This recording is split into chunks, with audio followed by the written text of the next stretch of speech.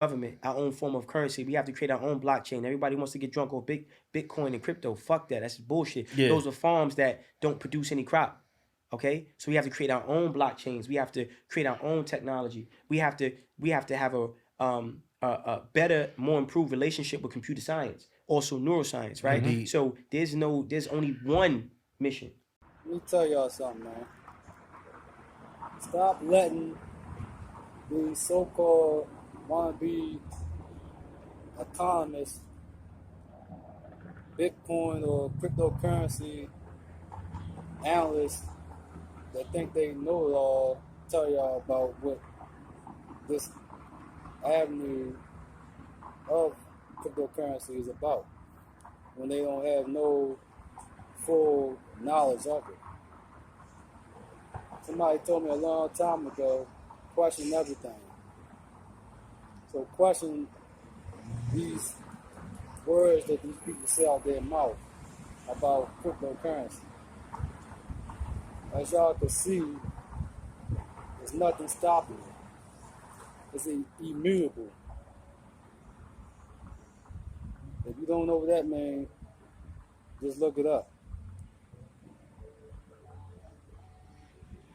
That requires banks.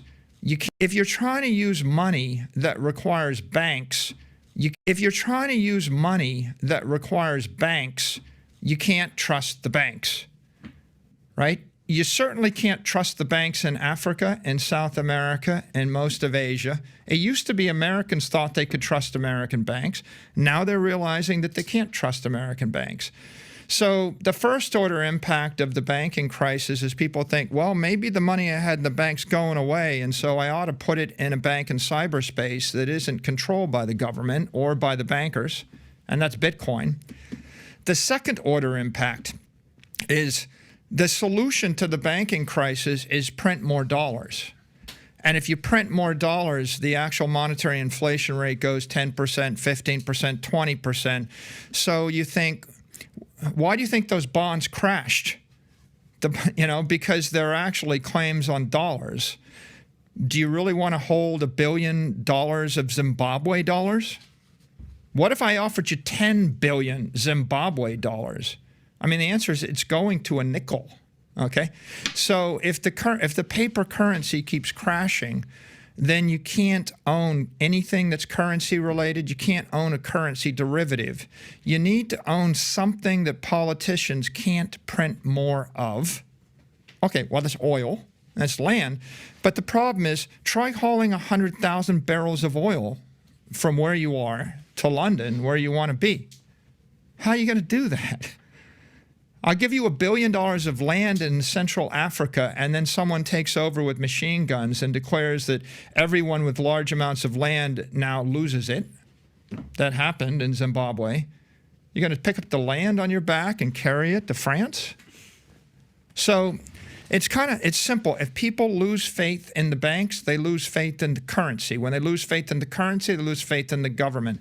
When you lose faith in the bank, the currency, and the government, and someone says, what can you trust? The answer is you can trust Bitcoin because you can custody your own asset, you can run your own node. And at the end of the day, even if the Chinese want to shut it down, they can't. If the Russians want to shut it down, they can't. If any nation state wants to shut it down, they can't. If the US wanted to shut it down, they can't. And so everybody wants something that they can trust that is beyond the reach of a corrupt politician, a corrupt corporate executive, or they don't have to be corrupt. They can just be well-meaning, trying to do the right thing in a misguided fashion and meddling with your economic